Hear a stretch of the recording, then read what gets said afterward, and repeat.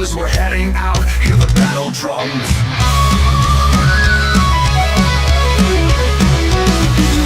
Carrier drops in these war-torn grounds, the sky is filled with a deafening sound.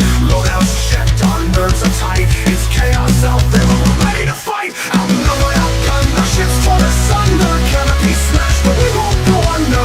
There are too many and we're too few, is this fight too much for us to break through?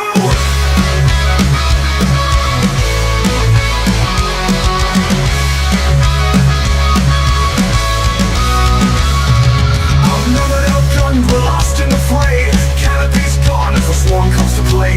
Heal the wells as we start to fail. They're closing in fast, their strength prevails. Too many to count and far too strong. This might be the end, we may not have long. Outnumbered, outgunned, our ships torn asunder. Canopy smashed, but we won't go under. There are too many and we're too few. Is this fight too much for us to break through?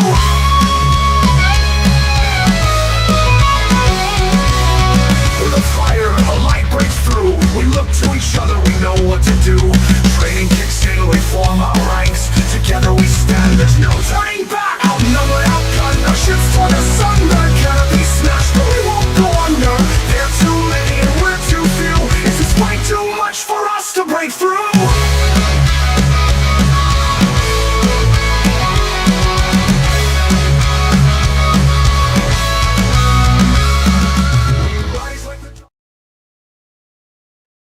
Oh, 7 Commanders, glory to mankind, welcome to this live stream.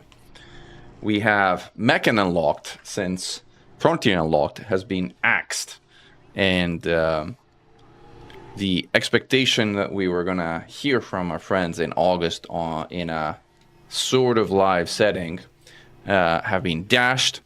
There is no Frontier Unlocked today, and there won't be any more pretty much ever. In fact, we've been informed that our British friends will now use YouTube as a means to communicate updates to us in closer to real time, so quote, not having to wait until the end of a month, in X post and social media post that was something that they were excited to tell us about, like, which to me sounds like complete and utter corporate jargon saying, hey, we're excited to tell you that you're going to get something less or you're not going to get something anymore, which is really not exciting, but I guess they're excited.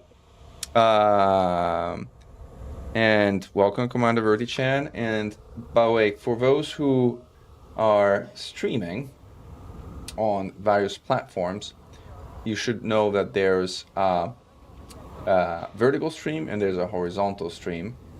And as a result, you may want to switch between one or the other. I would imagine that YouTube is smart enough to be able to tell if you're on a mobile platform or not, and as a result, place you on the vertical stream or on the horizontal stream, but that might be a little bit too much wishful thinking, and as a result, there's people who are probably on the wrong one. So if you're on the wrong one, you may want to switch. Just know that both exist. In fact, we are multi-streaming to both YouTube, well, both to YouTube, Switch, and Kick. I actually would love to see my preview on Kick, but unfortunately I don't see it. But I do see that I'm live, and I think this is a bug in the web implementation of Kick that it doesn't show me a preview. So, here's what it is. Anyway, the chat should be common down at the bottom of the screen. And I think I managed to configure it more or less decently also on the mobile version, although the mobile version is probably a little bit too low, so I'm going to move it a little bit up, and that should do the trick. There you go. Now that one is all nice and set. Let's put some music on. Let's put some music on from the kind of new experimental album that we have. Again, you guys can tell me volume-wise how it is. I give it a little bit more decibels so I can for myself. This might be kind of, yeah, it should be generally fine. It is nice with the kitty. Did you read the forum post that explains the settings for for RTX HDR because it's like pretty much essential to make it work as intended. If not, I can post it in the chat if you haven't seen it. But maybe you have.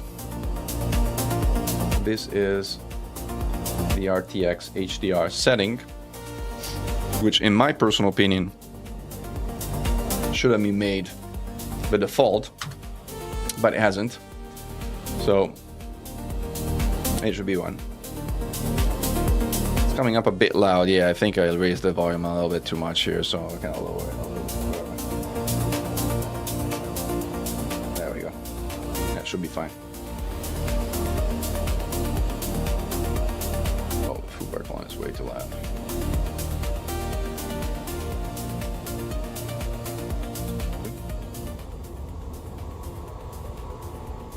Alright, we got that sorted.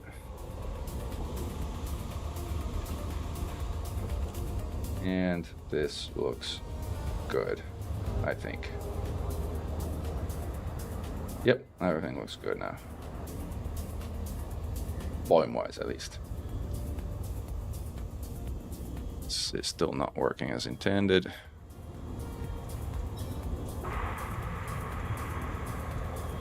So this is Mechan unlocked, so we can talk about a bunch of things. The command's working. Hey, mediocre. Fargoid didn't work or did work? I think it should have worked. I wasn't paying attention because I was trying to fix some of my stuff here and in the background. But see if I can test the command while I'm here. Action cues. Fargoid. Test the trigger. Yeah, it works. See, I'm Fargoidized with a Hydra in the background. Oh, that skill issue is exclamation mark skill. Like, you gotta learn the commands, mediocre. Like, that's exclamation mark skill. Right.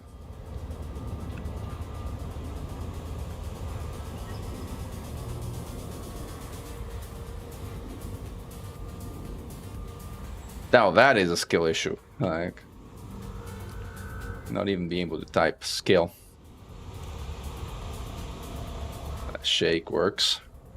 Yeah, the commands are working. Fargchan, yeah. There you go. We got the fireworks. We got a few things kind of working as intended. Yeah, there's a global cooldown of like 10 seconds, and there's a per user cooldown of 30 seconds. So, like, you gotta wait 10 seconds since the last time somebody used it to kind of like work. I owe you a Coke. Why do I owe you a Coke? How am I streaming twice? I'm streaming 4 times actually. I'm streaming YouTube horizontal, YouTube vertical, Twitch horizontal, and Kick horizontal. So this is multi-streaming at its peak. At its peak. I'm actually trying to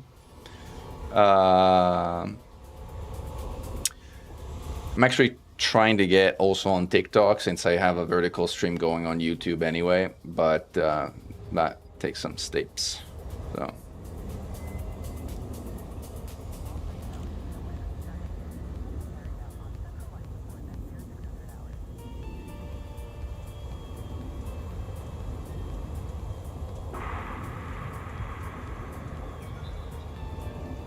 stop. All right. Cool. Live streaming. Working as intended. I think the stream quality... Now, the screen quality is a bit tricky because... And thank you for a follow, Gutierrez. Some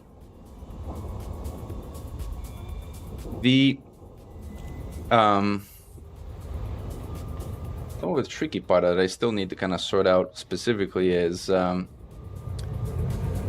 YouTube for this resolution wants a much higher bitrate than Twitch does, and I can actually do split encoding, but I didn't configure it properly. So in this stream, you're all getting 6 kilobits and the same quality, versus like when I actually get it fixed, that we should get the encoder working at different bit rates for different things. I don't think I can do it while I'm live. Unless it might kind of, yeah, I can't override the settings where I'm live. I'll have to do it next time we start the stream. And if I stop and start the stream, all hell is going to break loose, so I can't do it right now.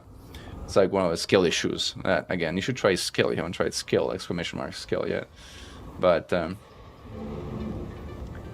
do we think Frontier feels any pressure to add walkable shipping tiers after No Man's Sky update this week? No, I think I could care less. That's my flat answer. I think Elite in general is like in a hyper low investment basis. In fact, I don't know if you sign up for this to actually go through like a bunch of like financial statements and whatnot, but I actually did go through the financial statements of Frontier Developments, and also when it comes to Elite, I try to get a sense of like how much revenue Elite was making. And the answer I got in terms of the last fiscal year, which I think goes May to May for Frontier, so it's a bit odd, but is they made $7 million of revenue last year on Elite. Revenue, not profit, bear in mind. 7 million of revenue once you factor in like all the expenses of running the servers and like support and the other basic stuff is really kind of peanuts, even though it has grown significant from the previous year. $7 million is very much a game that is like in super legacy maintenance mode, and can't really come close to compete with like the 800 million that Scam Citizen has raised to date. And actually don't really know where No Man's Sky gets its funding from. I feel like it's just a passion project of the developers that just keep doing it because they have like a it's my baby kind of thing, or I don't know. Like, yeah, I know it's crazy low radioactive. It's like $7 million US. And by the way, I can show you this. Like, I mean, it's like, again, you know, the thing about the internet is you should never believe what people on YouTube say, because 9 times out of 10 they are full of it, and as a result they are, you know, not very reliable. So let me see. Okay, let's go down this rabbit hole. Since this is Frontier, this is Mechan Unlocked, which shall talk somewhat about Frontier. And like, before we go down this rabbit hole, a disclaimer: I have no stock in Frontier. In fact, by the nature of a profession I have, I cannot even own individual stock, so I don't. I am not a financial analyst. I am not formally a part of the finance industry. Any of the things I talk about are my personal opinion and do not represent investment advice or non-investment advice of any kind. Disclaimer, disclaimer, disclaimer, disclaimer. You've been warned. Having said that, we can pull up something like the... Hold on, let me pull this up on the Firefox browser, which is Financial Information Center. There you go. So this is the Financial Information Center, and then actually I'm going to try and see if I can put it also on the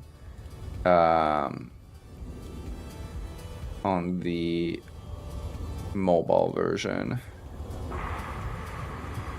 This is not it. Give me a second and it gets sorted out on the... Is it window capture? Window capture. Yep, Firefox. Alright. Cool. I've added Firefox.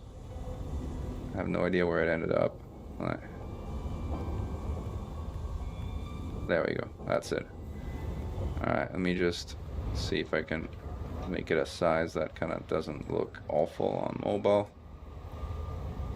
Something like this. Put it up here. That's like somewhat visible. Alright, that's more visible.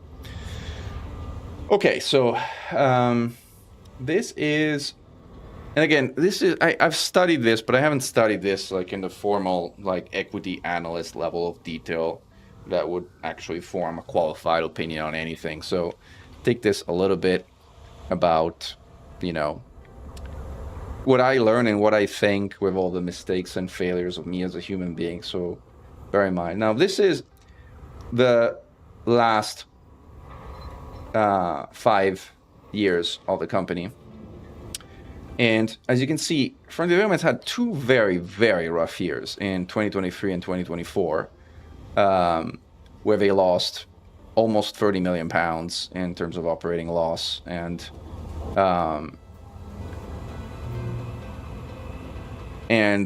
had a significant loss also on an earnings per share basis. And so the stock, if you look at the overall sort of like stock price, Frontier Developments stock price has had a really kind of really wild swing. Like if you look at the 5 years, right? Look at the stock, right? I mean, Frontier Developments, actually, I think more than stock price, the market capitalization is an even bigger indication of like how this varied over time. So I thought there was a better view. I think this was it. Yeah, this is it. This is the better graph. So this tells you, like, at its peak in April of 2021, Frontier was worth almost $2 billion. Almost $2 billion. Now, more recently, before the sort of turnaround in the last year, Frontier was worth less than $100 million. And at its lowest, it's gone down as low as 60. So the company was in a really tough spot, financially speaking. Now, there's been signs of a turnaround, and we'll get to that in a moment. And now the company is kind of like back to $200 million overall valuation. So it's trending back in the right direction, but it's still worth roughly 1/10 of what the company was worth at its peak in 2021. So what's going on like with the company as a whole? Like, I think the most important thing is like understanding, like, for one, who's who at the company, between like the directors and the significant shareholders. Like, Braben owns about a third of the company, so less than what most people think. Like, his share is 32.7%, his and his direct family members. Then there's a number of funds like Viking Capital Corporation, Working Capital, and Interactive Brokers, and they collectively own somewhere like in the ballpark of 20%. And then Tencent, which is the only kind of industry company, if you want, owns 8.6%. James Mitchell, who works at Tencent, owns 1% himself. So if you look between him and Tencent, they own roughly 10% of the company. In total, these 5 top shareholders own 2/3 of the company, with like 62% of the total, and the remaining is what is called float. That's available on the market. So the float of Frontier Developments is not completely irrelevant, but also not majorly significant. Like, Frontier is owned, for the most part, for more than 2/3 by institutional shareholders. And that is, I think, a good thing, because it gives them overall stability, financial stability, so long as those institutional shareholders are willing to back them. And obviously, Braben, I would imagine, is strongly in that category. I can't speak for the others, but I think from everything I've seen, like, they've been long-term partners of the company overall. So this is who owns Frontier, and this is who the directors are. One thing that is kind of interesting in my mind is the holdings of the chairwoman and of the CEO are actually pretty limited. Like, typically, again, in my experience, like, CEOs and chairpersons of the board have, especially CEOs, when I say chair people is a bit of a different story, but like, CEOs typically are more invested in the companies they run than having a token 50,000 shares. But then again, it varies somewhat. This was one thing that surprised me when I looked at the overall sort of director holdings of these companies. Like, the sort of second biggest shareholder is not a company insider. It's James Mitchell, who's, again, works for Tencent. So I wouldn't have expected that. I would have expected executives to have more stake in the company. And again, who are the directors? We talked a little bit about it. Well, David Braben, I think you all know. Johnny Watts is the CEO. Ilse Halling is a non-director and chairwoman, or chairman, according to this definition. Alex Bavies is the CFO. David Walsh is a non-executive director who was COO until 2018. James Mitchell is the Tencent guy who is chief strategy officer of Tencent and used to work at Goldman Sachs before that. And then Leslie Ann Reed is, actually don't know much about her. Like she's, career includes global CFO of Metal Bulletin, international metals publisher. What is a metals publisher? I don't know. Maybe somebody can explain to me like what an international metals publisher is, as I'm not sure how you would publish metals. But yeah, I mean, and she's had finance and audit. I guess she plays an audit role, which kind of makes sense given her role. Like she's the audit committee chair at Bloomsbury. And she's on the audit committee and remuneration nomination committee, which kind of makes sense from a governance standpoint. So yeah, as I mentioned, Johnny Watts, who is the CEO, like if you look again at the shareholder information, I don't even see him on here. Like, oh, John Watts, this guy, yeah, he has like a effectively token 50,000 shares, which for a CEO owning 0.1% of a company, I don't know, it's like I found it surprising. Now, when it comes to information about Elite specifically, the information is not found in the financial statements, but it's actually found in the, I can't remember if in the trading update in June or the interim report for accounts 2025. It's actually one of these two, like, and we'll get that in a moment. I think what you make of this, like, again, I'm not gonna bore you with all the tedium of all the financial numbers. This is a key number. This tells you two things as far as the history of Elite Dangerous is concerned. So point number one, they reiterate over and over and over again that the strategy of the company is to be a CMS company. CMS stands for Creative Management Simulation Games Company. So their focus is Planet Zoo, Planet Coaster, Jurassic World Evolution, F1 Manager was moderately successful, and other games like Chaos Gate floundered completely and were a total flop. Elite Dangerous is in this 7% of revenue, which, if you do the math, based on the sort of full year annual results, which I think are, I don't know if they're presented here or somewhere, like, it gives you, again, you can run the math independently if you want, or we can run the math together if you want, like, tells you that the revenue of a company is at $7 million per year that we're talking about. And that, by the way, is after the franchise grew 76%, as you can see from this piece of information here, year over year. Oh gosh, pressed the wrong button here. All right. Let's go back to where we were. So this means that, like, last year, the company made something like $4 million, if my math is correct. Again, I'm not going to buy you with all this stuff, except maybe this is like, you know, current portfolio, fiscal year 26 and beyond, unannounced CMS game, which I think is the next Jurassic World game or something like that. And then again, there's some commentary like beyond here about where did it go. I had it a moment ago. I was showing you just a second. They're buying back some shares. I guess I at least show some signal like financial cash flow strength, which is good. Where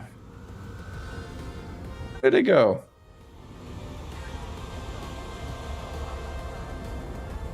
Oh, there it is, 813. Again, so the Elite Dangerous franchise accounted for 7% of total revenue. So we talked about that already. That was in the pie chart we showed earlier. The franchise grew 76% year over year. Again, that tells you the 7 million is already 76% above that. The release of free new content and narrative increased player sentiment and engagement and grew a player base. That is absolutely true. I mean, the end of the Fargoid War was absolutely stellar when it comes to like two-player engagement. And, like more recently, you saw the success of the Panther Clipper Mark II and of the community goals associated with it, with over 40,000 people signing up. So there's definitely a strong uptick in overall player sentiment and engagement, and in terms of regrowing and also rekindling the overall fan base. Monetization improvements, we'll talk about that in a moment, including the introduction of early access sales ships, drove an almost 150% growth in paid DLC revenue,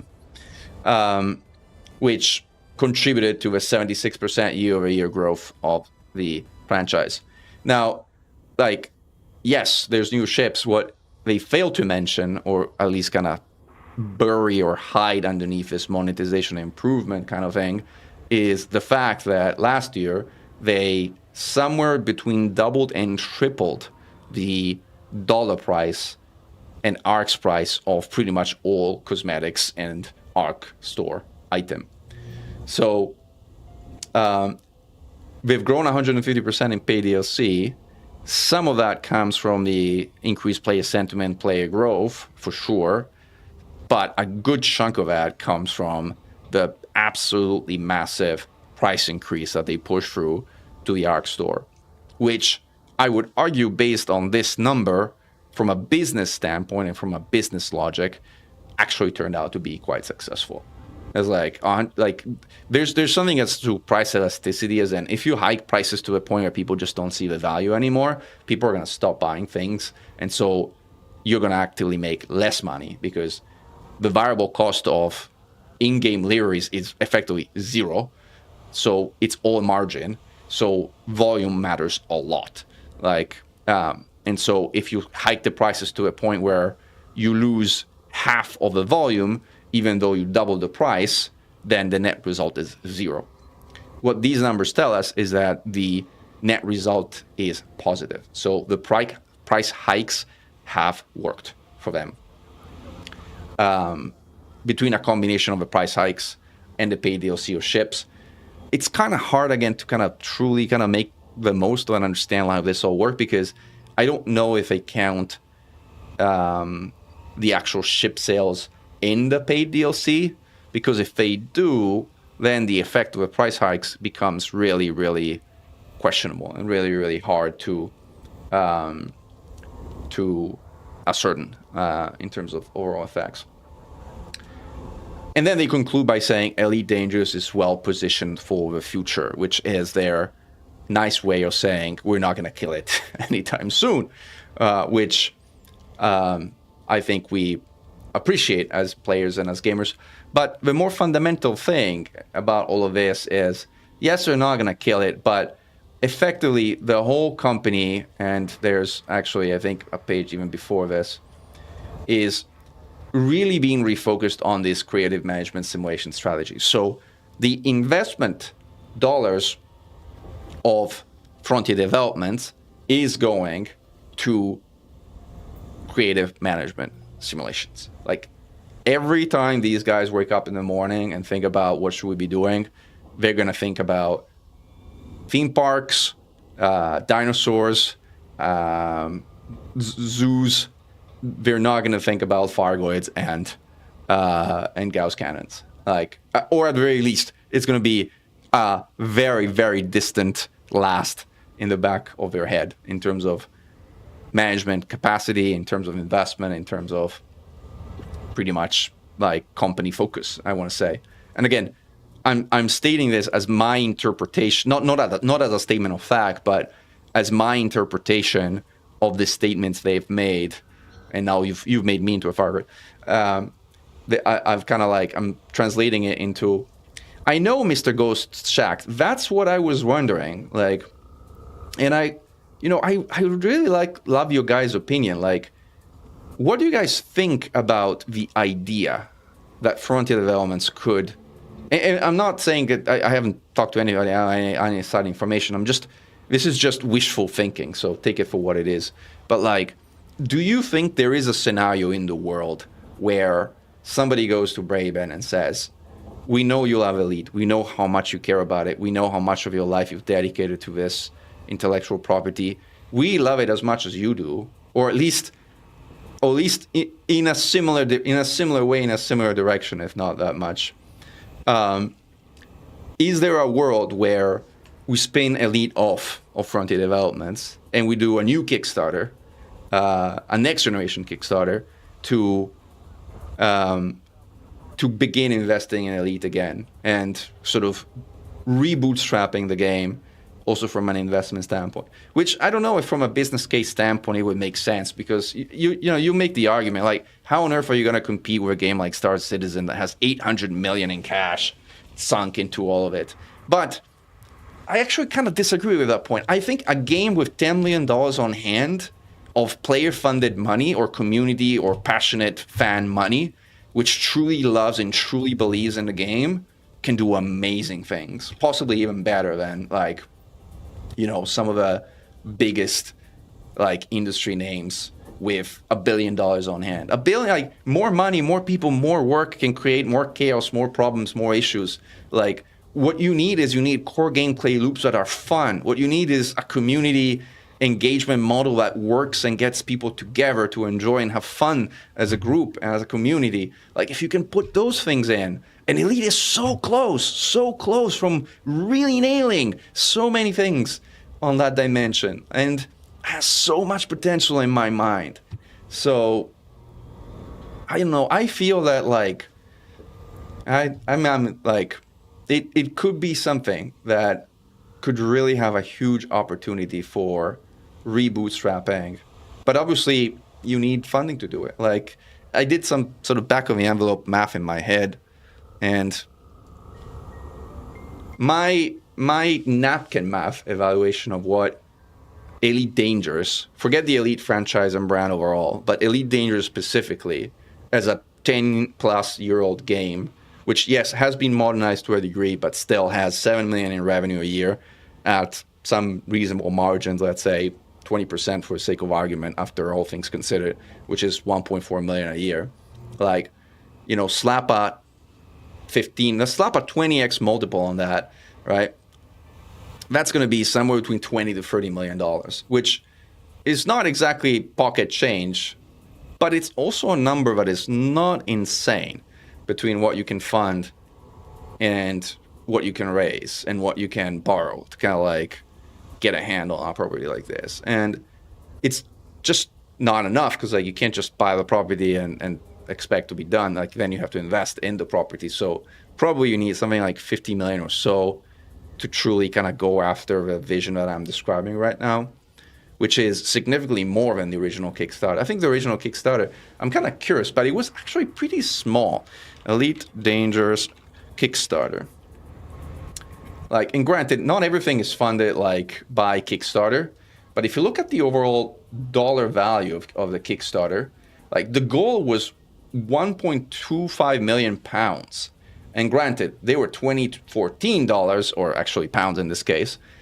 So now it will be significantly more. But we're talking about 2 to 3 million. Like, we're not talking about 50 like we're talking about now. So it wouldn't be a small Kickstarter. It wouldn't be a small kind of like, even if they were to entertain this kind of like super weird idea that I'm tossing out right now.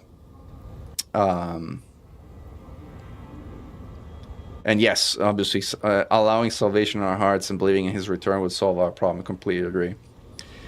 Time to form a SPAC. Like SPACs in my mind are a humongous scam for the most part. So, like, no, we're not doing a SPAC. If we were to do something, we wouldn't be doing a SPAC. And especially, like, SPAC generally are used to purchase and buy whole entities. I personally do not want to own a creative management simulation company, which is what Frontier is right now. I'd be very happy to own a space opera sort of game company, but I personally don't have $50 million lying around. I have some, but not $50 million lying around to sort of like just drop on like a passion project like this. But we need to write a letter to Braven from the community and sign it by all commanders. The community talent will put in millions in free development time and resources. That is true. Like if you could open it up to like something like that, I think that would be awesome. Like time for a private. Yeah, it will be more private equity actually. Yeah, like this would be more of a private equity type of initiative than a SPAC or anything like public markets. And Drive Me Closer, you are right. You are right. Like if you're going that far, like there's an argument to be made of like, why are you buying a 10-year-old game that has a network architecture that's based on peer-to-peer, which is complete garbage and it doesn't scale? And like, well, yes, but there's something special about the Elite property and the history of a game and the story of this community. And would it make more financial and technical sense to just create a competitor of Star Citizen like from the get-go? Yes, I agree, but it wouldn't be the same thing. It wouldn't be the same. Like what would be really good, like if you bought this as a property, like would be to buy the property and buy also an option to create a follow-on property that could evolve Elite into not an upgrade like Odyssey, but into a rewritten complete game, which would be kind of like. But anyway, like if any one of you has 50 million lying around and wants to fund an enterprise of like enterprising commander who's known for killing Thargoids, send me a direct message in Discord and we'll chat. Or maybe we should kind of start a like major fundraising effort. And then again, there's another interim result presentation. I'll see like what like this was like no, this was not it. I think this was the interim because that presentation on value, where they also talk somewhat about Elite, but not in the same kind of like details or terms. But I think the key takeaway from the again financial results of this year is that there's been a turnaround at Frontier Developments, and they've stopped bleeding cash. I mean, there's also some interesting. This is, by the way, this is like historic evolution of like this is their CMS portfolio, which again they're so proud of, like their CMS company. I get it. But there's also a chart that some of you might have seen before that shows the evolution of revenue of all franchises, which is this one here. And this one actually tells you how much money Elite has made since launch, which is, I personally think, a very interesting number. You can see here, this orange line since launch made it all the way up to, this is slightly above the median point of 100 to 150 million pounds. I would call it 135 million pounds. So Elite, through its history, has made 135 million pounds, according to this chart, or whatever that conversion is in freedom units and dollars that somebody can do if they want. So this is how much money Elite has made.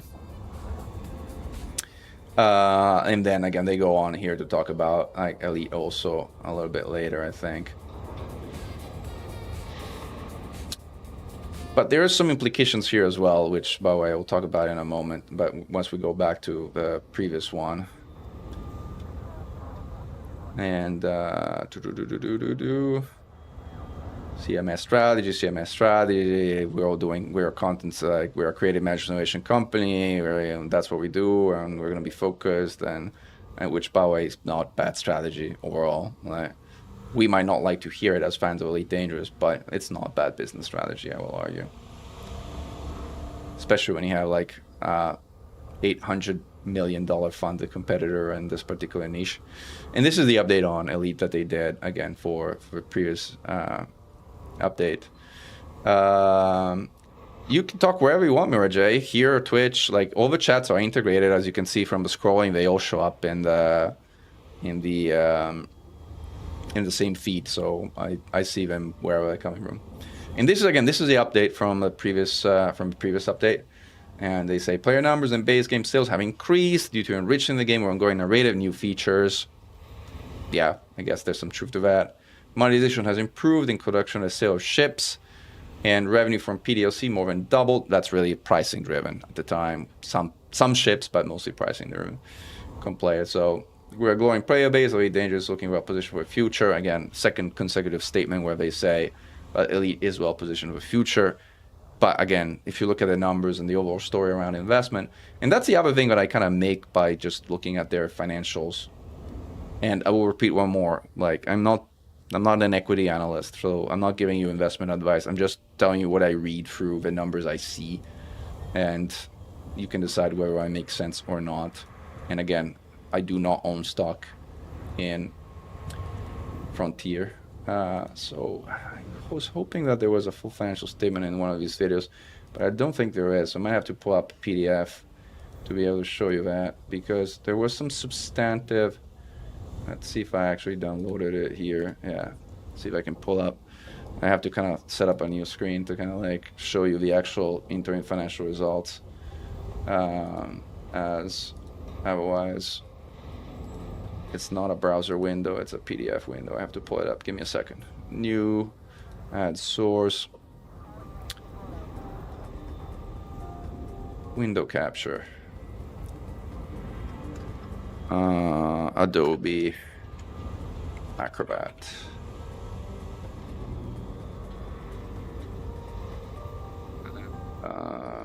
This is not it. This is it. Automatic, blah, blah, blah, blah, blah. All right, I think it showed up on top of my face here. I'll move it further down, but all right, there we go. We can close the browser for a moment and pull up the Adobe Acrobat, which is the next thing we're gonna look at, and I'm gonna do the same for the mobile part. So give me a second. Add source, window capture.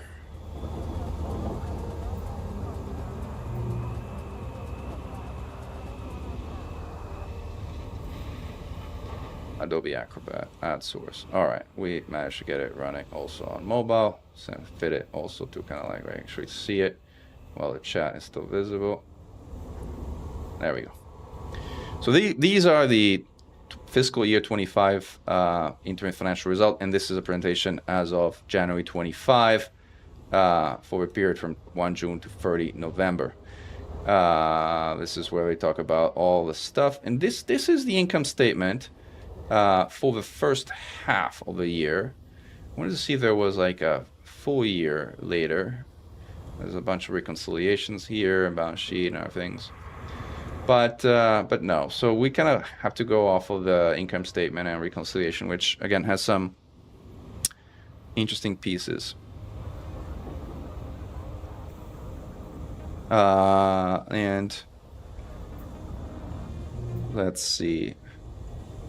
NeoJ, I was looking, yes, don't forget, before they went public, they were funded entirely by their games. FDev used the money and they made from Elite to build their own whole office building in an era of a wealthy city. Frontier has always had a deep complex about wanting to be seen as a big player in the games industry. Well, I mean, at the point where they're worth $2 billion, they kind of were a big player, but because until ED literally saved their company, they were relegated to operating as a third-party support studio. Yeah, there was some of that. Like, oh, that's a bit of a strong statement. I don't know. I take your word for it. There's a goal for this game needs funding, and the current situation of we have to return for shareholders above all else. Well, I mean, there's some degree of financial viability. Like if you're losing 30 million pounds a year for 2 years in a row, at some point you gotta turn it around. Otherwise you're not going to be in business for long. You said he made his devil deal and took the money and selling FDev or taking it public. Yeah, that's not completely unreasonable. Like, don't fault him for that. But, yeah, no, I mean, you have your opinions. Like, yeah, look, everyone is entitled to their own opinions. Like, you should feel free to state them so long as they are reasonably respectful, which they certainly are, as you are stating them. I wonder what improvements could be made to the business model without becoming a cheap mobile game. Yeah, I know. It's a good question. I mean, some people have talked about a subscription model. I don't know how that would work for a 10-year-old game. Like, there's a good chance it might drive a lot of people away if they did that, but it would generate sort of degree of cash on a recurring basis if that was the case. But hard to make the case of asking people to pay 5, 10, 15 bucks a month for a game that, was made when I was a teenager, like more or less, or an early 20 or something. Actually, no, it was made later than that. I'm thinking about from the early 2, but whatever. So anyway, the point I wanted to make here on the income statement. So, I mean, you see that the revenue and overall cost of sales is roughly the same. So that hasn't really changed, like a 1%, 2% change, but that hasn't substantially changed. So the gross profit and the gross margin remain the same. So this has really not changed between 25 and 24. What has changed in a significant manner is a number of other things. Like, for one, they did not take an impairment charge. I actually don't know what this impairment charge was about. Was it about Chaos Gate? Was it about something else? Was it about, I don't know.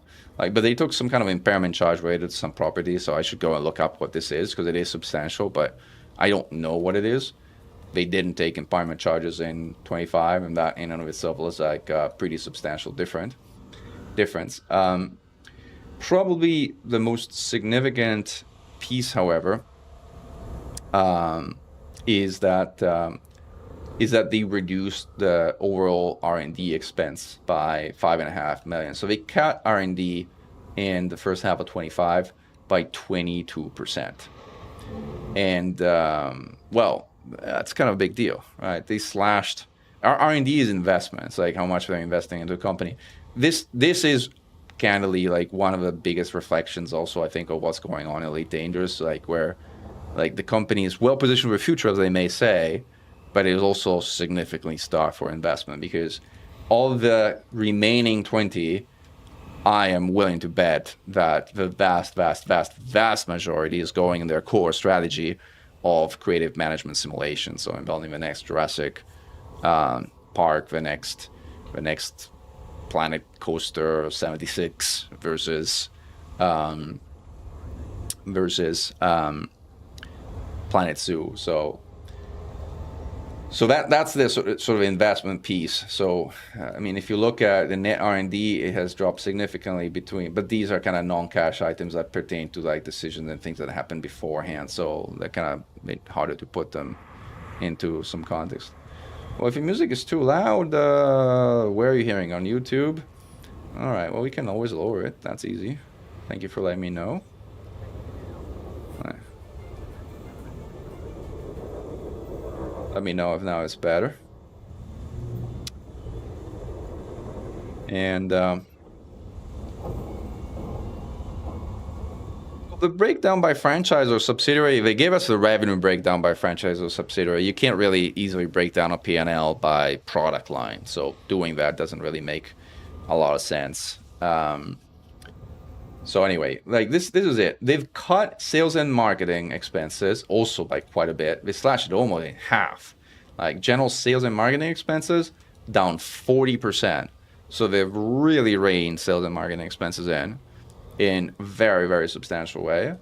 And then they slashed general and admin expenses by a tiny bit, but this is like not a substantive change.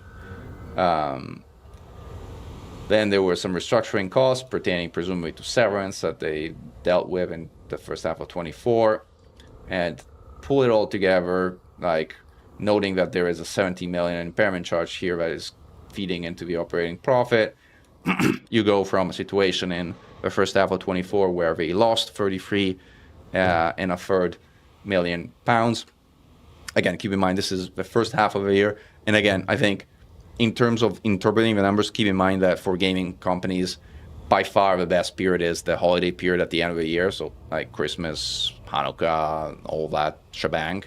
So the results in the first half of the year tend to understate the overall results of the company overall. So, but even then, Frontier managed to turn an operating profit and actually a net profit even after finance charges, which are kind of minimal, which is a sign, or I would argue has been interpreted as a sign that the company has successfully sort of altered its course, if not necessarily turned a corner, at the very least kind kind of like swung back up on the track of financial sustainability, which is why you see what you see here.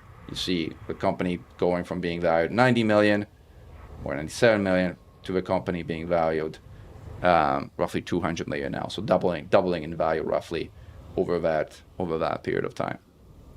So even then, we are a far cry from the almost 2 billion valuation that Frontier had at its peak. But times ebb and flow, and the success of companies can vary pretty wildly. So that's what I got for you, and that's what I learned about Frontier in my little sort of like digging about their annual and interim financial statements and reports. And again, I'm not a professional equity analyst. I certainly don't do coverage of Frontier developments. As I mentioned, I have no stock nor direct or indirect vested interest in the company, so I speak as lay person as they come. Oh, your phone was being generally insane. Okay, well, do I need to put the music back up? Do a fatalis or anyway? So the net revenue on ED is, or if it's requiring revenue from the outright piece. I mean, look, Frontier, I mean, Elite has no investment, practically none, right? It has the sort of tiny cast of characters involved in creating new ships, and that's just about it. Plus a group of people who I know are involved in some of the new features, but they are tiny teams by game industry standards. And so that 7 million, I would argue, I don't know how much goes to AWS to pay for the service, but not much. Maybe $1 million, maybe $2 million, I don't know. And maybe even less than that, honestly, considering the fact that there's 40,000 people connected at worst. And not even that, because they're never connected at the same time. So there's maybe 20,000 people connected. So it's actually a lot less than that. It's going to be in the hundreds of thousands tops, not even million. And the rest is people cost. There's like they do no paid marketing for Elite, as they shouldn't. They have a quarter of a community manager or two. They have a handful of tech support people that I think are also shared among properties. And that's it. Like, they don't have any other expenses. So I think of that 7 million, the net profit margin is probably going to be, I don't know, if I was to hazard a guess, somewhere between 30 and 60%. So pretty good. So the game is profitable, is my guess. But it's profitable over very tiny revenues. So it's not going to move a needle, and it's not going to justify the existence of a company that I think has much broader ambition and also has like a track record of being a company that was valued 10 times what it is valued right now. So did they have payroll before accelerated comp on that P&L? No, they don't. But I'd be surprised. I don't know if they have accelerated compensation reporting. Now I'm kind of curious if we can see how much the execs are paid. They are a public company, so they kind of should have the executive compensation report. Financial and executive compensation. Yeah, that's what I was thinking. They're not paid a lot. Like, the execs are really not paid a lot. Actually, let me pull it up here. I'll show you again what they're paid, what the CEO from developments is paid. Here it is. This is the compensation of the people involved. So Jonathan Watts, the CEO, is paid $354 grand. Braben gets $275, and then their CFO, Alex Babies, gets $271. James Dixon, the CEO, gets $204, and the chairwoman gets $71. Which is probably in line in terms of like the compensation of a board chair, in my experience of like public company board, probably on the higher side of larger companies. But Frontier used to be a larger company, so I guess there's a hangover and it's kind of that. So yeah, they don't. These guys don't. I mean, it's not a bad salary. It's not like you're gonna go hungry on that salary, nor you nor your family for sure. But these are not people that are making millions and millions and millions of dollars, right? So I also don't know. I wonder if there's like any more information about their executive compensation plan, because in many cases, executives are also compensated on specific bonuses and incentives related to how the stock has done, and in terms of like how the financial results of a company have been. And because the financial results of the past years and the stock has performed so poorly, it's not surprising that there is no equity compensation. But again, I don't know. I kind of wonder. That's another thing that I'm like, hold on a second, I can find it. It's like those are generally stock.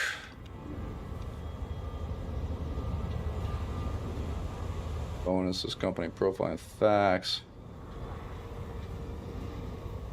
No.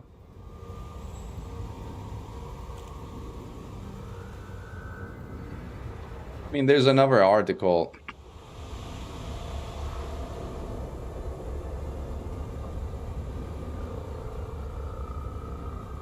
Yeah, this just random information about directors getting their pay cut, but you know, directors generally are not there because they're paid.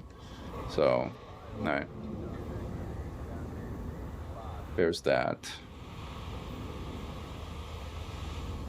So yeah, that's yeah, I know, that's what I'm saying. It's like, hey, fireworks.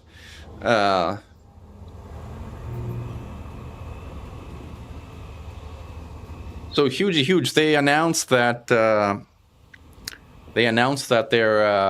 done. They're not doing Frontier Unlocked at all anymore. Like zero, zit. No more Frontier Unlocked.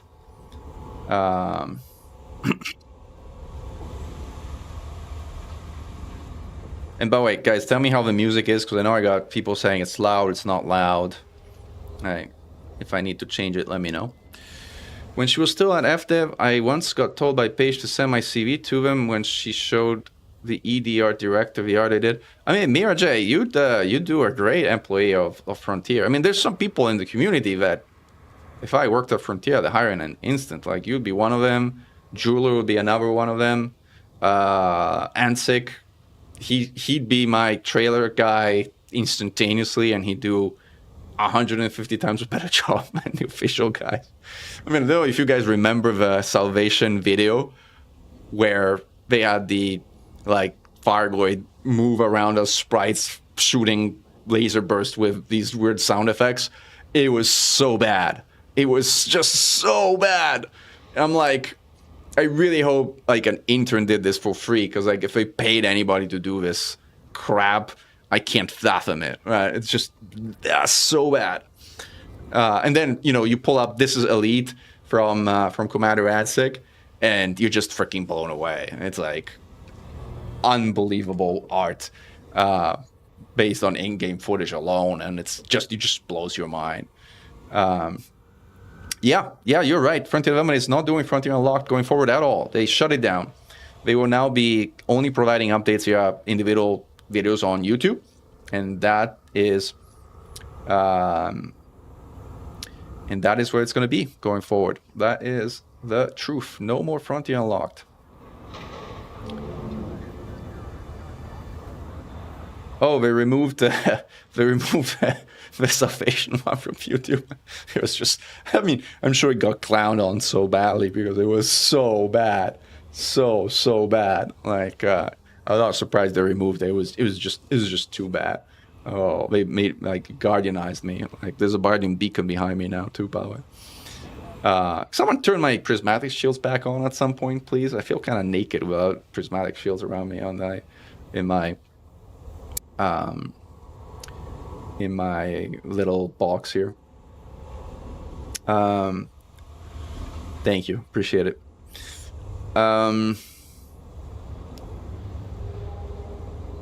So yeah, 50,000 shares is almost 200 million. That doesn't sound right at all, since the entire company is worth 200 million, Mr. Ghost Hack. I think you did your math somewhat wrong. You definitely do math way wrong. Where is the price?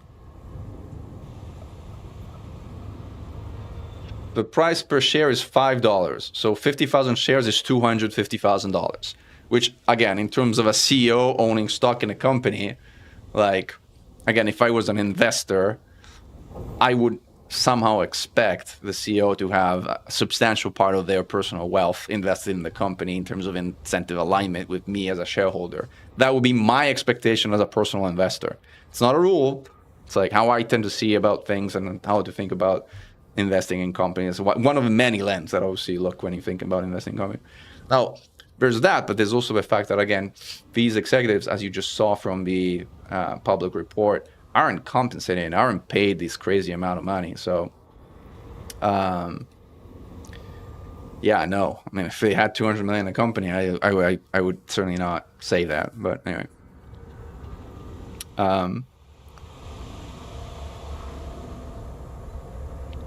Generic shields also work. Yeah, that's fine. So it's a good question as to why did they do it? Like, why did they cancel Frontier Unlocked? Now, I think there's a number of reasons. Like, in my mind, and again, here I'm going to express some personal opinions. I think Arthur told me, like the former head community manager for Frontier, was really the life of the party of Frontier Unlocked. Like, he single-handedly carried the show. And he did a fantastic job of it, and everybody loved him. And there was just so much positive sentiment in Arthur doing Frontier Unlocked with his guests and with his style. And he was just, it's how can you not love Arthur? He was such a great guy. In fact, I reached out to him on LinkedIn. I told him that next time I'm in London on business, I'm going to buy him a beer. Now that he's not a Frontier, we can go and hang out and have a beer and chat without any kind of official qualms and any drama. So hopefully I get to take him out for a beer when I get sort of in the UK. But besides that, hey, Sharm, welcome to the stream. Hey, everybody, welcome to the stream, by the way. So besides that, so Arthur was the life of a show. Now they have a number of, I believe, really new people hosting. And I think they struggle somewhat in terms of like controlling the messaging and getting ahead of like what the community said and felt. Like, I have some responsibility in that because somebody leaked the pamphlet clipper before, like a week before it was announced at the Burpit convention. Horrible human being that person is. And so they certainly didn't like that. And then they went on and talked about how easy it was to put the hard points on the pamphlet clipper. And then we kind of showed that two of the hard points on the pamphlet clipper shot right straight through half of a ship, which was crazy, hilariously funny.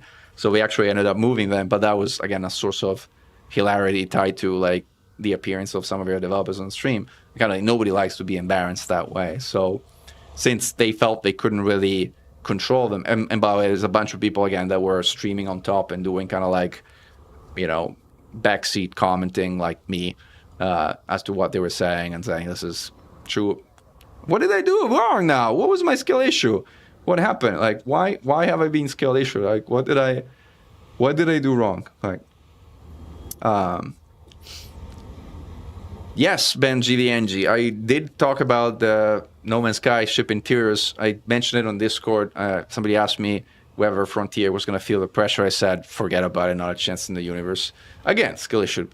And then I said, in our Discord, in the XSF Discord, I said, everybody's going to care about No Man's Sky's ship interiors for exactly 2 days. And somebody replied something along the lines of like, yeah, and by the way, that's true, and that's true of like every No Man's Sky feature. I don't know. I don't know what the gameplay loop, again, keep skill issuing me, like, is a skill. Yeah, I know, right? The fact that they allowed it to leak was the skill issue, like, but whatever. Anyway, so, sure. Anyway, the bottom line is, they didn't necessarily feel that they control the narrative. The feedback and the sentiment around some of the latest Frontier Unlocked they did was not hugely positive. And by the way, totally for good reason, because the way I interpreted the last Frontier Unlocked was, hey guys, Vanguards is coming. Okay, thanks, bye. Done. That was it. Like, And like, you know, if you're gonna set like a expectation that you're gonna engage with a community and talk about what you're doing, you can't do that. Like, again, you're going to disappoint people, and the sentiment is going to be negative. So, like, either you kind of commit to doing it, but then you got to put some content and effort into that thing and live up to that expectation, or like they did, you don't do it, and instead you just put some videos in YouTube when you're ready. It's much easier. It's much easier to do that. It's much easier to manage the communication around that, but it's also a lot less engaging. So that honestly actually leaves more room for us to do like for us, the creators, to kind of do the Mechan unlocks of the world, or the Ghost Giraffe unlocked, or the Rainman Games unlocked, or whatever it is. I wonder if Rainman is streaming right now, by the way. Like, I'm kind of like playing around with these Twitch features. I'm not sure how they work exactly. So at some point I'm going to figure out how to do like collaborations and pull Rayman into some crazy madness thing that we're doing. Is there a Discord link for what, Mira J? I feel the shipping tiers would be a big deal in Elite for 2 weeks. Yeah, exactly. I mean, people keep saying we want shipping tiers in Elite Dangerous. What are you going to do inside these ships, guys? What are you going to do? Are you going to get off of your seat? Go where? To do what? While your ship is getting shot at and gets blown up in 30 seconds? Or you crash into a star because you're going straight into it? What exactly is the gameplay loop you guys envision with shipping tiers in Elite? I don't get it. I get the conceptual thing of it's nice to be able to walk around your ship, but it's nice for 5 minutes. After that, what is there to do inside a ship? Multi-crew is broken beyond belief. After CQC, it's the most broken part of the game, and they're never going to fix it. It's just broken beyond repair. So why do you want... Oh, my Discord, Mira J. It's the Xenostrike Force Discord. You're part of it, no? Have you applied to Xenostrike Force? I can't remember if you ever applied. But anyway, I can post a link to the Xenostrike Force website, and there's an application... Xenostrike Force. I'm trying to click. There's an application in the top right, and then you can apply there, and when you apply, will be pulled into the Discord. This is the chat. Yeah, no, I mean, we can do... I can figure out how to do a poll here, like a multi-poll. / commands and mode commands users. Send to all, toggle. Let me see if I can do it. Emotes, commands, users, YouTube. Oh gosh, this is very complicated. Send to all. How do I do it? No. I might have to do it individually on each platform, but I'm gonna try. This also teaches me how to do it on Twitch, which I have no clue how to do. There should be a button or something. Send message.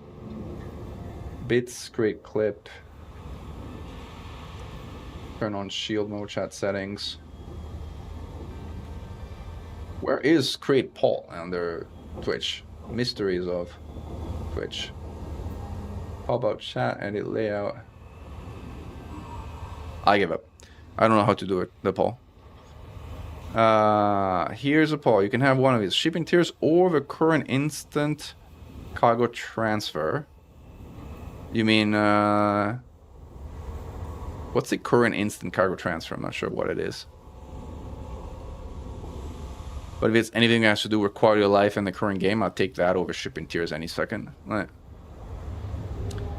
Yeah, it surely adds to immersion, but again, how often do you actually work around your ship? I don't know. Not often.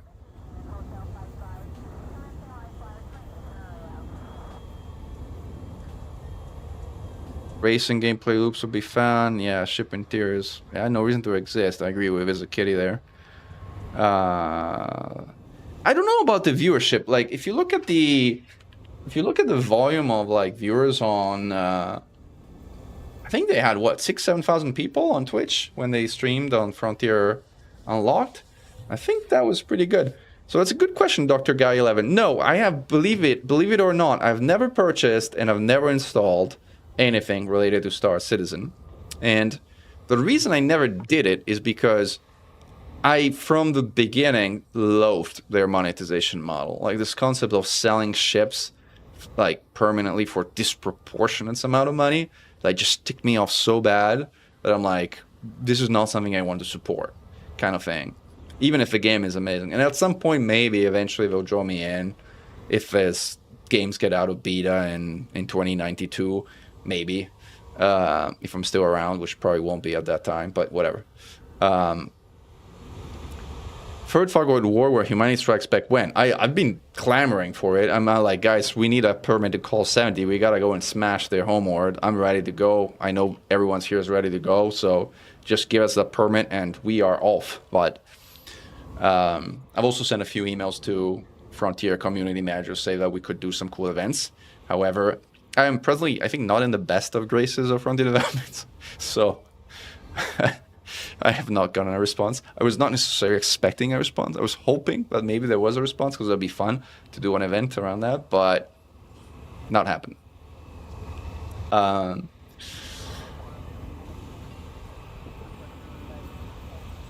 Yeah, more Titans would be fun. The original NFT on Scam Citizen. Yeah. Like physical cargo. Current is instant magic cargo in your hold, no physical transfer. Yeah, I'm not sure what you mean, Miraj. It's like the no physical transfer. You mean that they should take time to load cargo in your hold? Is that the question? Yeah, no, I certainly wouldn't want the cargo to take time to load in your hold, if that's the kind of like question. You think we're going to get a new CG tomorrow or still on a break from the past one that was so long? Oh, I am positive that we have a mining CG coming, like almost guaranteed. They need something to sell their new mining ship, and mining isn't exactly all that popular. I mean, there's a good community that does mining, but it's not huge. And so I think they'll want to try and get people mining by offering some kind of FOMO module to people who go and mine a bunch of platinum or rocks or whatever it is they want them to mine. But I don't have any inside information or any particular knowledge. Like the one thing I'm thinking about doing is potentially updating the guide, the colonization mega guide to the Vanguards, to the latest Vanguard's economic changes. But I kind of feel I still don't have enough information, and I'm not 100% precise. And after confusing the heck out of everybody about how this sell for large profits works, I want to make sure that the next thing I do instead is like razor sharp precise.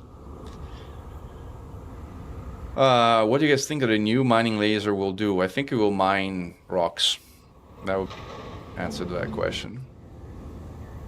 I know it's not a great answer, but that's the answer I got. Shipping tiers plus cargo takes time to load, or the way it is now? Oh, I mean the way it is now, not an iota of a doubt.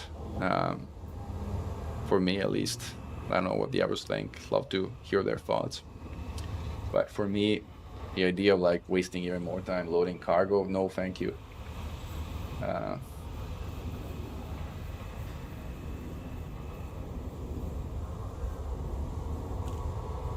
Yeah, no, we there might be more Fargoid stuff coming. Again, I don't know that we know exactly what is coming, but there could be stuff coming.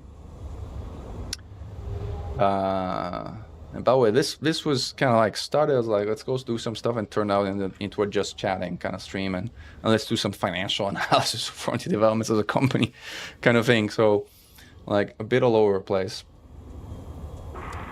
You could invite our streamers monthly to chat about Elite no gameplay. That's a great idea, Michael. I agree. I actually have a few ideas like how that could work. Actually, a pretty good idea. Does your merit points gold trick still work as of now? Yeah, absolutely. It does. And I think you saw the instructions that I had created. I think I have them loaded as an image here somewhere, I believe. Actually, I don't, but I can load it quickly, so let me do that.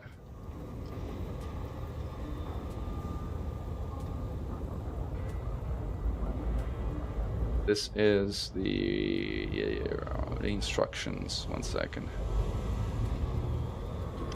There you go.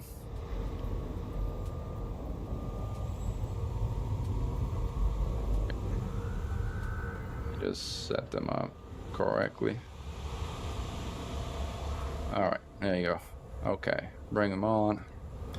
This is the very simple and very straightforward instructions, as you can see. You can find them on Reddit. You can find them also on my YouTube channel. There's a post there that has these images that have the sort of very simple instructions on how to do this. This is the instructions. And there's a sample search in Inara for the wash station, and a sample confirmation of how to confirm that the wash station works, and then a sample search for the cell station. So that's the stuff.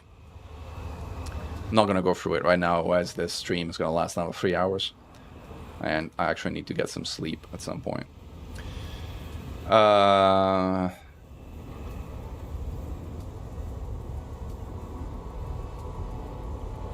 I should get into the habit of rating someone else's stream when you end. That's a good idea. We'll do that today. We'll do that today. Let's see who is on, because like there's a bunch of creators on Twitch that I'm a big fan of, and I'd be delighted to raid them. And then there's others that I'm not quite as in love with, and so sure I would do that.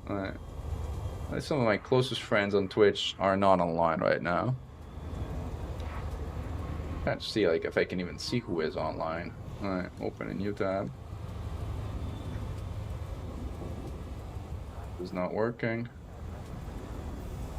Open a new tab, create a dashboard. Alright. Back to Twitch. So who is online? Yeah, nobody I particularly feel like rating, to be honest.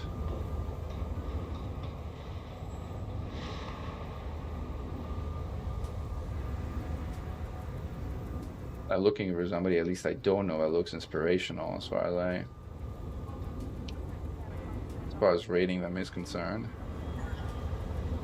But I don't know, like nobody looks all that inspirational at streaming right now.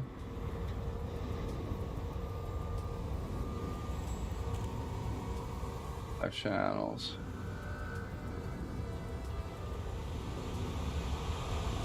My real life career, I work in business. I am a partner of a global management consulting company.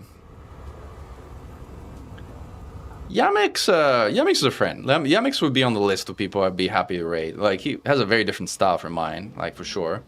But I like him. I think I like the fact that he really loves the game. Like he has a much more confrontational style than I do. Not that I'm particularly friendly, like, but still.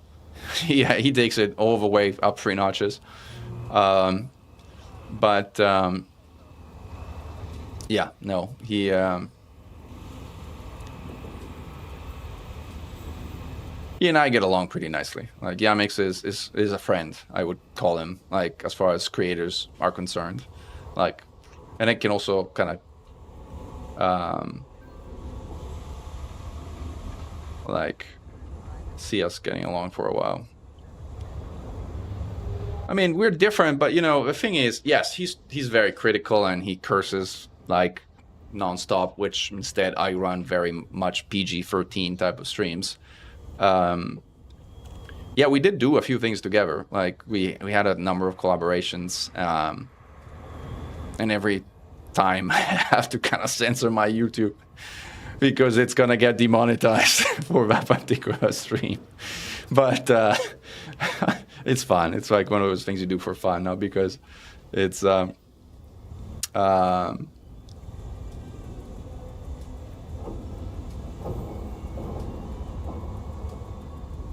it was at Spiresites, that's right. Like he did Spiresites, and then he did some video of some guide, and he asked me to do the segment around spires. I think I still have it somewhere. But I was like a Mechan segment inside a Yamix video, and like, yeah, it was like Yamix showing up to like a Mechan event.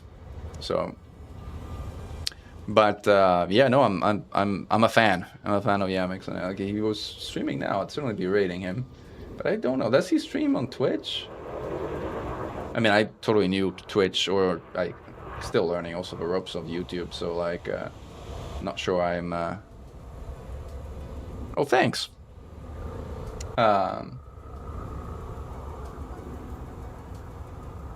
I'm supposed to be streaming right now, but I'm not home right now. I'll totally raid you, JD Mew. Actually, I think can I add you as a favorite thing? You say block report. No. See, that's the thing. I don't think I know how Twitch works at all. I think that's part of the issue is my skill issue. JD Mew. Not you. Or is it you? Is this you? The thing is, it's hard to find people on. Yeah, that is you. I actually added you and I removed you because I didn't think it was you, but it is you. JD Mew. Alright, there you go. Added to my favorites. I don't know what. Oh, I've been favoritized. I don't know what adding you to and guardianized. I don't know what adding you to my favorites does, but I guess it does something. So we can do things on Twitch together. I don't know, something like that. Thanks for a follow, Radanak6953, or however that's pronounced.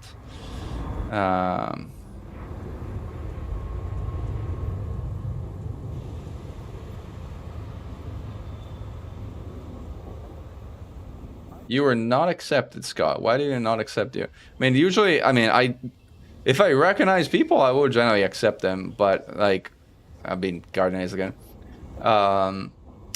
But if I don't recognize people, then I get a lot of random requests, and they're usually people who want to kill me in game. So, sorry if I don't accept them all. I'm giving away a new PC when I hit 10,000 subs on YouTube, which would be like next week. Oh well, thank you for a follow, Pudge Brownie.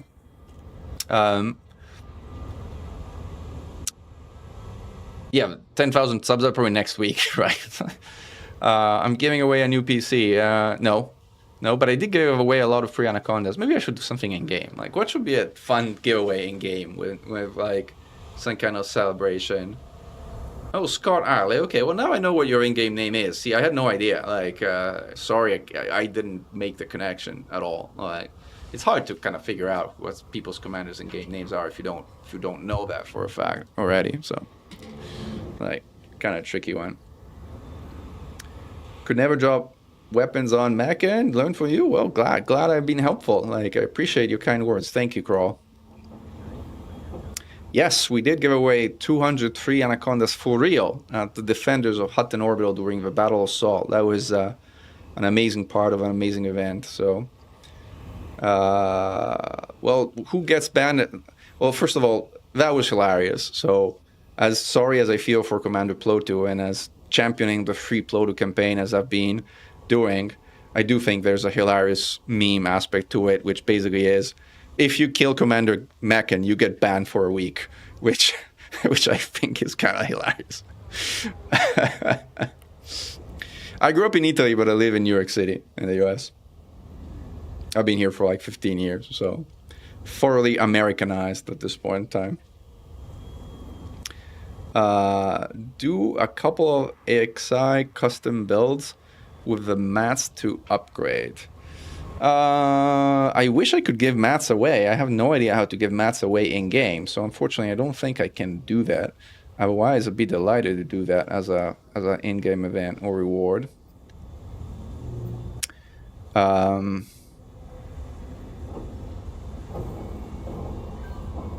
A ban week, yeah, he ended up cashing 60 billion because like the additional 10 billion was tied to conditional bonuses that didn't manifest itself. So it ended up being 60, but still a pretty good chunk of change. No, you can't give mats away with the squadron carrier. I wish, Shugo, and you can't also give away engineered ships. You can only give away unengineered ships, which absolutely sucks.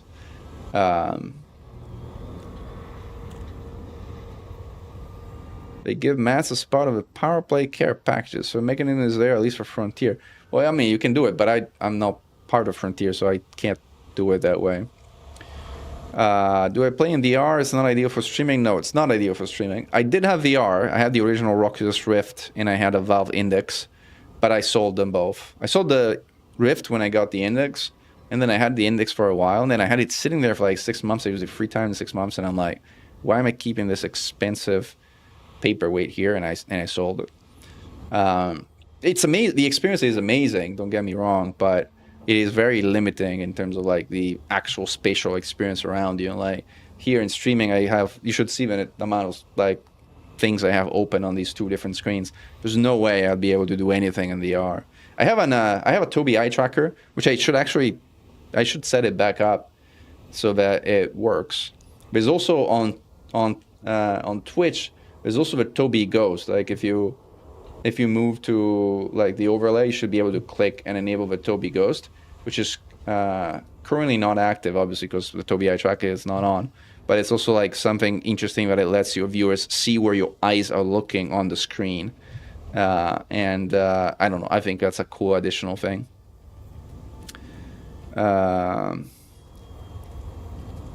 Yeah, it'd be a cool thing, but I mean, I don't know.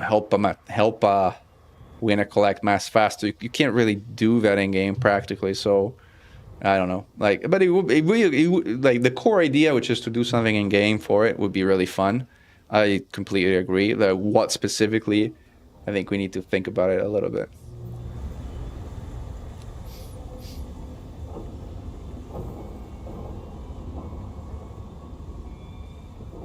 Yeah, I know. Like non-engineered ships is incredibly limiting, but the implication of gifting engineered ships would be ground shaking as far as the mechanics of the game are concerned.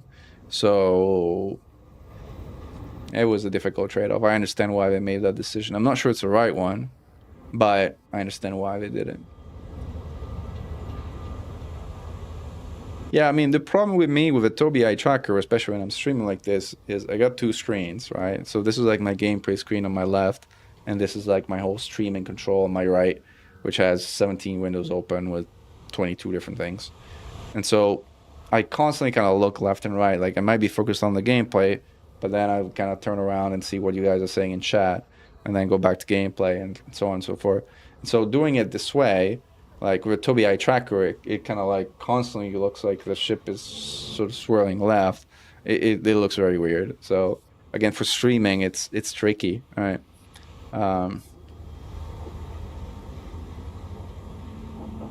I agree. Meister Ghost Hacked. It would be great if they let us do some of those things.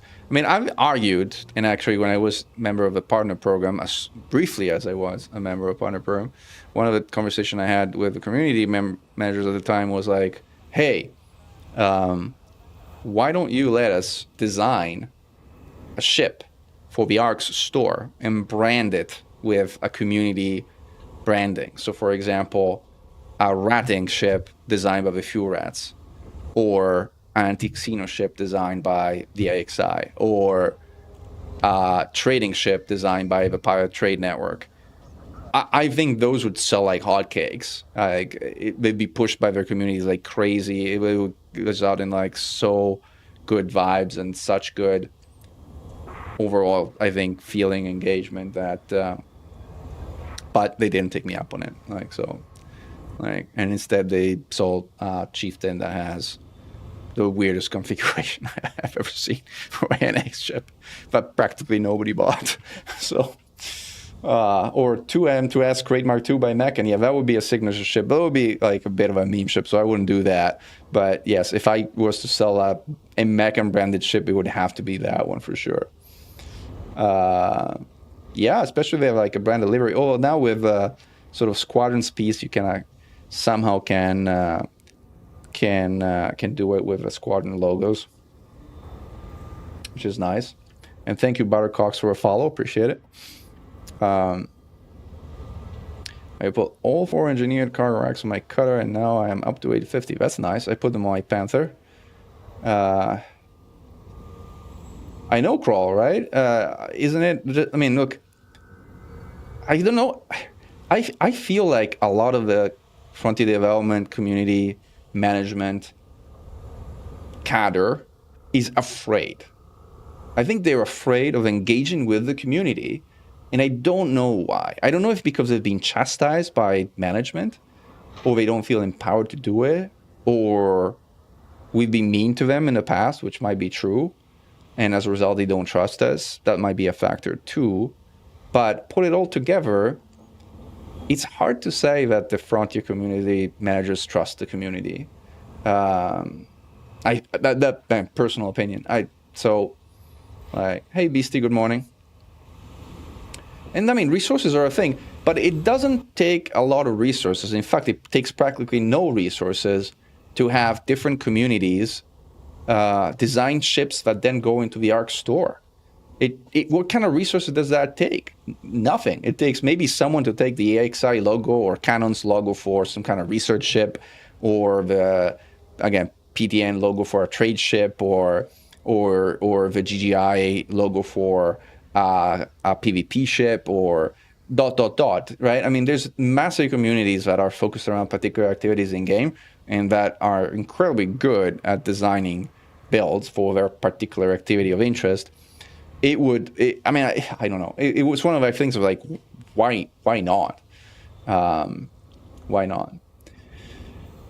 So, I mean, the UI, I don't have the UI. Like, again, there are things that are available in the store, so you don't need to do any UI of any kind. Again, you can choose to add a logo if you buy it. That'd actually be nice to see the AXI logo in game.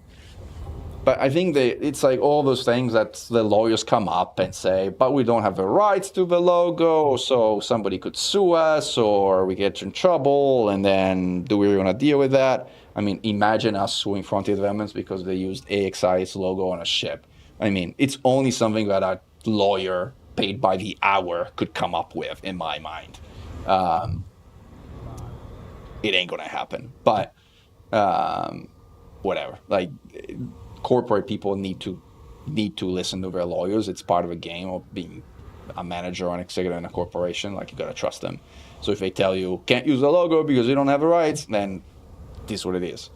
But you could also get the rights, because Jurlo, who created the XI logo, would sign a release in an instant if they told them that they were going to put it on a ship. I can promise you that. Yeah, the rats have the decal, but they never created sort of a in-game build for a ratting ship. So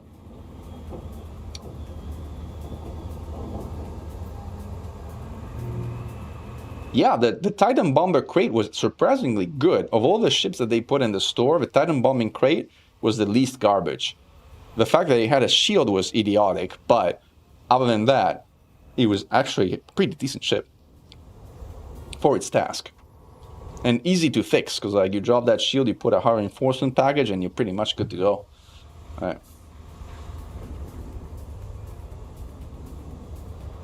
I know, Mr. Ghost Shack. That's exactly what I'm saying. It's like, that would be very, very easy problem to solve. But again, you need to see the opportunity, and I don't think they see the opportunity. And it's a bit of a sort of, again, and I'm not revealing any particular secrets here. Like, even the Elite Partner Program, like if you look at the engagement they have with their creators, it's truly minimal, right? You get a week early access to the new ships, which then you can stream. It's nice, but not all that special. You get some initial sort of early information, which usually is also not a lot and not that groundbreaking. So, like, it's really, there's this situation where, for whatever reason, the company fears the community and does not trust that we're going to do things in the interest of a game and of a company. And I understand, like, sometimes I might feel that way. Like, the fact that I leaked the Panther Clipper Mark II, which, by the way, I didn't leak. It was posted on Reddit a month before I publicized it. So I just said, hey, somebody on Reddit posted a month ago about the Panther Clipper coming to a game, and here's exactly what it's going to look like. And by the way, it turned out to be exactly that. So yeah, they didn't particularly appreciate that. But again, it was out there, right? So whatever. So yeah, guys, this has been a really cool, nice chatting stream. Thank you for coming and hanging out. Appreciate you being here. Hope the Mechan Unlocked lived up to expectations with our dissecting of Frontier's financials and financial performance. And